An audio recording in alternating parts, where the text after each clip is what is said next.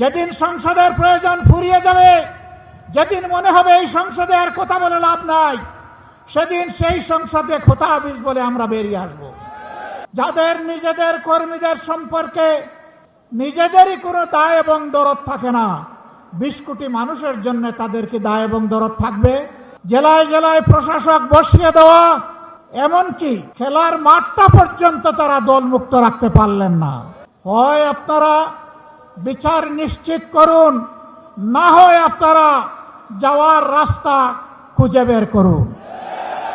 আপনাদের একজন সিনিয়র নেতা ঘোষণা করে দিয়েছেন নির্মূল করবেন। অতীতে যারা নির্মূল করার ঘোষণা দিয়েছিলেন তারা নিজেরাই আজকে নির্মূল হয়ে গেছে।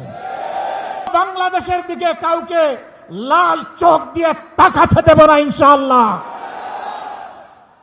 কোন কালো হাত বাড়ালে সেই হাত গুড়িয়ে দেওয়া হবে।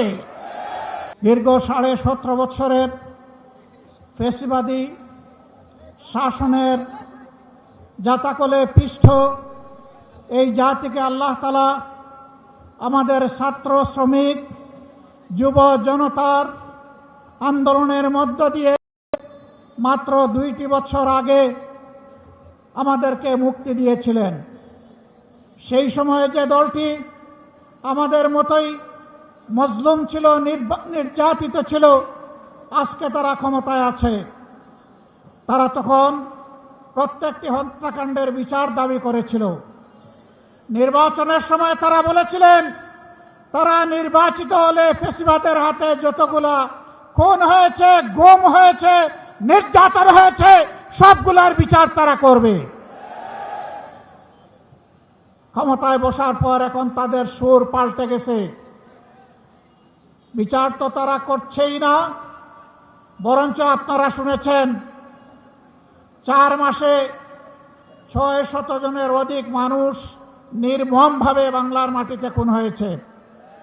আরো দুঃখজনক, এই দলটি নিজেদের হাতে নিজেদের কর্মীদেরকেই খুন করেছে। যাদের নিজেদের কর্মীদের সম্পর্কে নিজেদেরই কোনো দায় এবং দরদ থাকে না, 20 কোটি মানুষের জন্য তাদের কি দায় এবং দরদ থাকবে? আমরা কোনো লক্ষণ দেখতে পাচ্ছি না। লজ্জার বিষয়, ফ্যাসিবাদ থেকে মুক্ত হওয়ার কথা বলে ঠিক ফ্যাসিবাদের রাজপথ ধরেই তারা এখন হাঁটা শুরু করেছেন। বাংলাদেশ ব্যাংকের গভর্নর, বিভিন্ন ব্যাংকে অযাচিত হস্তক্ষেপ, বিশ্ববিদ্যালয় কলেজগুলা দলীয় অনুগত লোকদেরকে দিয়ে দখল করা, জেলায় জেলায় প্রশাসক বসিয়ে দেওয়া, এমনকি খেলার মাঠটা পর্যন্ত তারা দলমুক্ত রাখতে পারলেন না। এইভাবে তারা আবার কার্যত একদলীয় ফ্যাসিবাদী শাসনের দিকেই আগাচ্ছেন। বন্ধুরা, বাংলাদেশ কিন্তু বারবার বিপ্লবের সাক্ষী। আমরা পরিষ্কার বলে দিচ্ছি, হয় আপনারা বিচার নিশ্চিত করুন, না হয় আপনারা যাওয়ার রাস্তা খুঁজে বের করুন। আপনারা যে পথে হাঁটছেন, সংসদে আমরা প্রত্যেকটি বিষয় সেখানে আমরা প্রতিবাদ করছি। 2/3 কিভাবে পেয়েছেন আপনারাই ভালো জানেন, আর দেশের জনগণও জানে। এবং এই ব্যাপারে কিছু রাজ সাক্ষীও ইতিমধ্যে পাওয়া গেছে, আপনাদের দলের ভিতর থেকে পাওয়া গেছে, বিগত সরকারের মধ্য থেকেও পাওয়া গেছে। এই রাস্তায় আমাদের কলিজার টুকরা বিপ্লবের প্রতীক শরীফ ওসমান হাদিকে হত্যা করা হয়েছে। তার বিচারও ধামাচাপা দেওয়ার চেষ্টা চলছে। এখন পর্যন্ত চার্জশিটটি দেওয়া হয় নাই। কাকে খুশি করার জন্য, কোন সত্যকে আড়াল করার জন্য এটা করা হচ্ছে জনগণ জানতে চায়। এই 21 তারিখ, মাত্র 2 দিন আগে গাইবান্ধা ইতিমধ্যেই বলা হয়েছে ছাত্র শিবিরের একজন তরুণ নেতাকে গলাকটে স্পষ্ট দিবালোকে সেই ফ্যাসিবাদী কায়দায় হত্যা করা হয়েছে। হ্যাঁ, হত্যা করে মানুষকে দুনিয়া থেকে বিদায় দেওয়া যাবে, কিন্তু কোনো আদর্শকে খুন করা যাবে না। এদেশের মানুষের অন্তরে, কলিজায়, হৃদয়ে, মগজে সব জায়গায় বসে আছে মজবুত ভাবে রাসূলুল্লাহ সাল্লাল্লাহু আলাইহি সাল্লামের আদর্শ। এই আদর্শকে নির্মূল করার চিন্তা করবেন না। যদিও আপনাদের একজন সিনিয়র নেতা ঘোষণা করে দিয়েছেন নির্মূল করবেন, অতীতে যারা নির্মূল করার ঘোষণা দিয়েছিলেন তারা নিজেরাই আজকে নির্মূল হয়ে গেছে। নির্মূল বেশি করবেন না। এটা এক ধরনের ভাইরাস।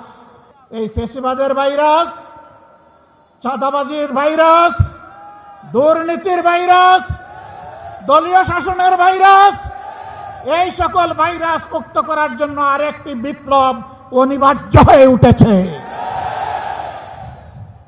সেই বিপ্লবের জন্য আপনারা কি প্রস্তুত? মানুষের জীবন, ইজ্জত এবং সম্পদ দেশের সীমানার জন্য আরেকবার কি জীবন দেওয়ার জন্য প্রস্তুত আছেন? বন্ধুরা, এই বয়সে আমি এবং আমরা পিছিয়ে থাকবো না, সম্মুখ সারিতে থাকবো, আড়ালে আবদারে নয়। তবুও বাংলাদেশের দিকে কাউকে লাল চোখ দিয়ে তাকাতে দেব না ইনশাআল্লাহ। কোন কালো হাত বাড়ালে সেই হাত গুড়িয়ে দেওয়া হবে। 20 কোটি মানুষের 40 কোটি হাত এই দেশকে পাহারা দেবে ইনশাআল্লাহ। কারো বাবার সাধ্য নাই এ দেশের স্বাধীনতা এবং সার্বভৌমত্ব নিয়ে টানাটানি করা। মহান আল্লাহর উপর ভরসা করে আপনাদেরকে আগামীর সেই বিপ্লবের দাওয়াত আজকে দিয়ে রাখলাম। সংসদে যতদিন পর্যন্ত কথা বলার পরিবেশ থাকবে, জাতির স্বার্থে যতদিন পর্যন্ত থাকার দরকার হবে, তার বাইরে আমরা 1 সেকেন্ডও থাকব না। যেদিন সংসদের প্রয়োজন ফুরিয়ে যাবে, যেদিন মনে হবে এই সংসদে আর কথা বলে লাভ নাই, সেদিন সেই সংসদে খোতা হাফিজ বলে আমরা বেরিয়ে আসব। প্রস্তুত থাকুন সেই বিপ্লবের জন্য। অন্যায়ের সাথে কোনো আপত নয়। নতুন পুরাতন কোনো ফ্যাসিবাদ মানি না। পুরাতন পরিত্যাজ্য, নূতন ঘৃণিত। কোনো ফ্যাসিবাদ মানব না ইনশাআল্লাহ। জীবন যাবে, জীবন একটাই, সেই জীবন যাবে আল্লাহর জন্য, সেই জীবন যাবে মানুষের জন্য।